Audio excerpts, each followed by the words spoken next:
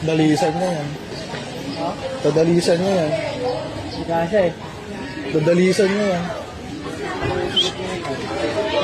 Prince ba yan? Ha? Prince ba yan?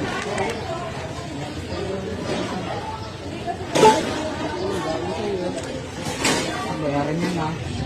Motor ni Tinong yan, oh. Bakit siya oh. Pangina mo sa ito.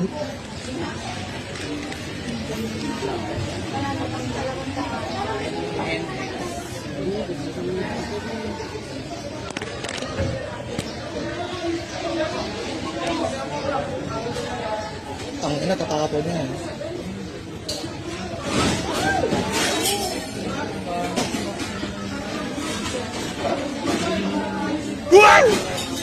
Is up mga kachaw, another good day. And for today's reaction video, isa na namang video na kumakalat ang papanoorin natin kung saan may isang parang sigang lalaki na pinagtutumba yung mga motor na nakapark parang sa school ito ng mga bata eh. Panoorin natin kung gaano kasiga at hintayin natin kung kailan to ipapatawag ng LTO. Samahan niyo ako. Let's go. Come on, let's get started here on Iron Poets.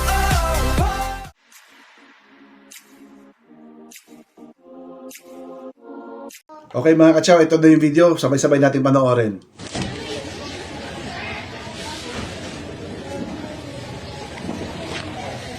Dalisan niya yan. Dadalisan niya yan. Hindi kasya eh. Dadalisan niya yan. Prince ba yan? Ha? Prince ba yan?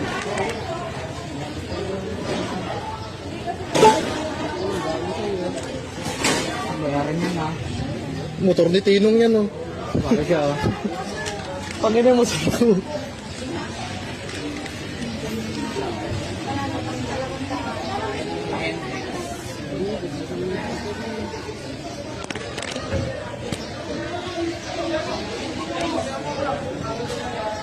Ang ina, tatapon niya.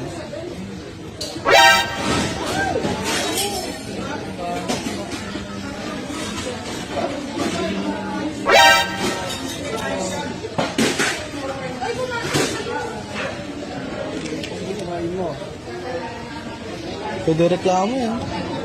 Hindi ko talaga kakasuhan yun ah. Makakasuhan yan dito ah. Ang lutong. Kung natin yan.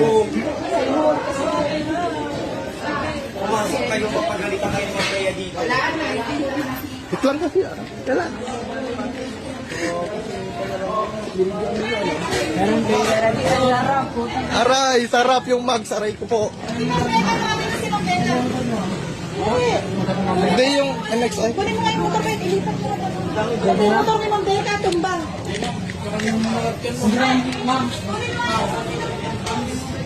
Kay Ma'am Becca. Kawawa man. Gago basag oh. Motor ni Tinong. Di ko alam to. Sniper. Aray. Yun na nga mga kachaw, no? Napansin nyo, simula pa lang ng video, parang may tinumba na silang motor sa simula ng mga video, yung mga nakapark. At palagay ko sa school to kasi bukod sa estudyanteng tumawid sa video, yung bandang uli, kung mapapansin ninyo, may nagsalita na tawagan nyo si ma'am ganyan, natumba yung motor niya, parang ganon. Yung motor ni Ma'am Becca, tumbang.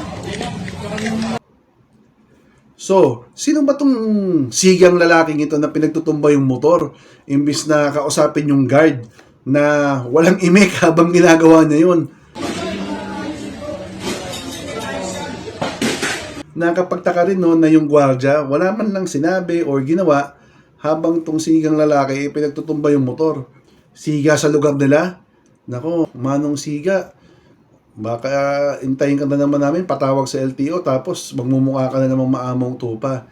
Alam nyo, kung hindi kasya yung sasakyan ninyo, for example, at may kamote na nakaharang ng sasakyan nila, iulog nyo na lang ng maayos. Huwag nyo nang patulan kasi kung kamote sila at pinatulan nyo, anong tawag sa inyo? Marami namang ganyan talaga, hindi mo maiwasan sa Pilipinas yan. Hindi na magbabago yan mga kachaw. May mga experience din akong ganyan. Kakapark ko lang, harangan yung likod ko kahit ang luwag ng ibang kalsada. Ay nako, hindi na namaalis yan. Anyway, Kung nagustuhan nyo yung episode natin for today, don't forget to subscribe to my channel, click the notification bell, bigyan mo na rin ako ng thumbs up, at bisitahin mo pa yung aking channel para makita mo pa yung iba't iba nating reaction videos. Konting lamig lang ng ulo mga kachaw, either magpa-park ka or nasa biyahe ka, lamig lang ng ulo para hindi tayo mapa-trouble at hindi mapatawag ng LTO. So maraming salamat mga kachaw. Stay safe! Ciao! Ayan po! Yeah! Tara na't mag-enjoy. Angat sa ating new hype, a vibrant new joy. Ayan po!